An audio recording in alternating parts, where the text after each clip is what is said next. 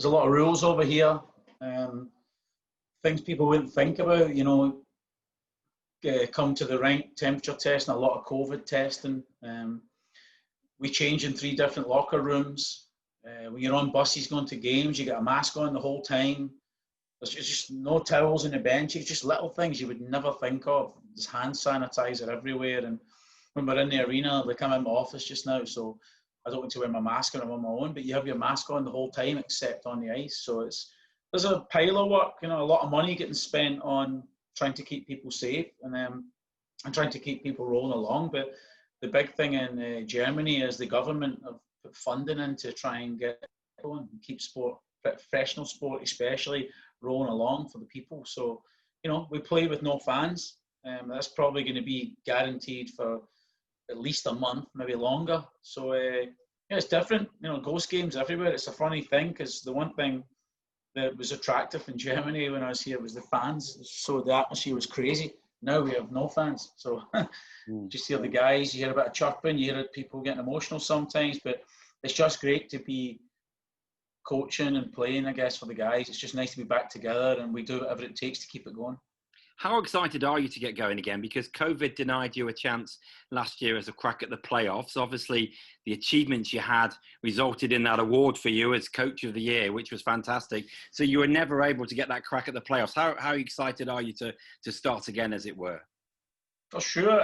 I feel really privileged, and I tell the players this. We're so privileged to get to play because there's a lot going on in the world right now and some countries aren't playing. And so I'm really, really excited. I think we have a good young team again. We managed to keep a lot of guys and we've added.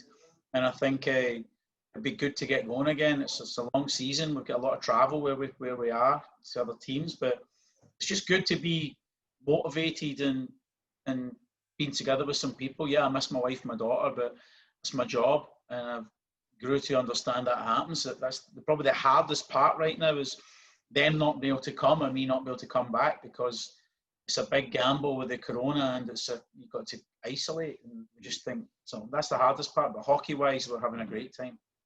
Just touch on GB as well. How hard is it at the moment to plan for that? You had the World Championship cancelled last year. You've not been able to get your players together for so long now, it feels. How hard is it to, with your GB hat on, to be thinking about a World Championship that may or may not take place? Is that tough right now? Yeah, I think I don't really think about it like that. I think I worry, not worry, but concerned that all the guys haven't got jobs for a start, just for them. There's a lot of great guys come through the programme the last 5 years and I've been there and a lot of them aren't playing just now, but some are fortunate they are. I hope they all get to play hockey. I think that's a tough thing. I think people have got to think about that. Like these guys are not getting paid just now, and they have families and everything because of the corona and the lockdowns and everything else and not being allowed sport, certain levels, or no support. And I think that's the worst part.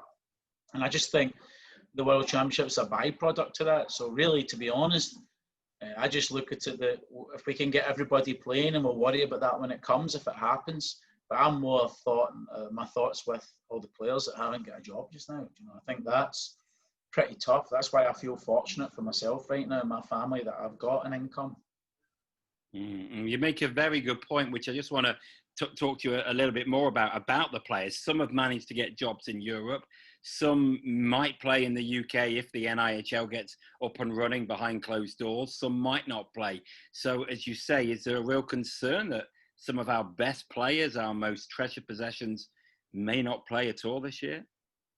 For sure, but I know they'll keep all those guys will keep going. And if they get a job offer or less money, they'll take it. They just want to play ice hockey. That's the thing that people don't understand. You're playing a sport and it's not like football. The same pressures are there, but it's not like football money-wise. But it's a good living.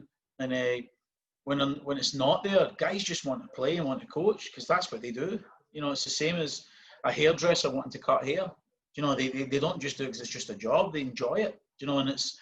And I just hope that something changes or this world gets a bit better soon or there's a vaccine. I just hope it just balances itself out soon because we really need to get some normality back. I just want to touch before we finish on the coaching hub that you set up, something really exciting that you've set up in the past, 3 or 4 months now. Can you just tell us a bit about it and why you set it up? Yeah, coaching. I was bored in the house, and in the lockdown when I was home. So, as you know, we're all in the house for a long time in the summer, Chris. Not much we could do for months. So I started watching a lot of things, and I was watching like cinemas. I was on calls with some people I know in North America and coaching rooms. I was really lucky to get into some AHL stuff and NCAA stuff with coaches I knew, got me into it with them. And I was just thinking how that's helped me over the years, things like that, and opportunities, and being lucky really right from day one with Paul Heavey. And then I thought, all these people pay for these courses, but some of the stuff's probably too far ahead of where they are. And I thought maybe I could set something up that would just be like having a mentor and someone to bounce stuff off of, not to be told what to do all the time.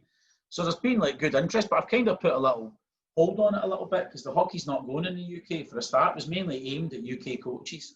There's been a lot of interest. People want to do it, but it's not worth really doing stuff just now. So maybe I throw a couple of webinars out, but there was a lot of interest in it. So I think it's a good thing.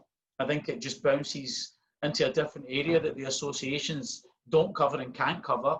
And I don't think it's to fight them. I think it's to try and help them. And it's just to maybe try to create something for the future for myself when I stop coaching, and try and build something. But it was just a bit of fun, Chris. I was lucky. I got some good people around me in hockey to help me make the video. I think you know who that is. And help me put it together. The website, somebody helped me with that. I know I've got to do a few things to fix that, but I think it's when hockey gets going, there'll be some people interested in working with some clubs from afar.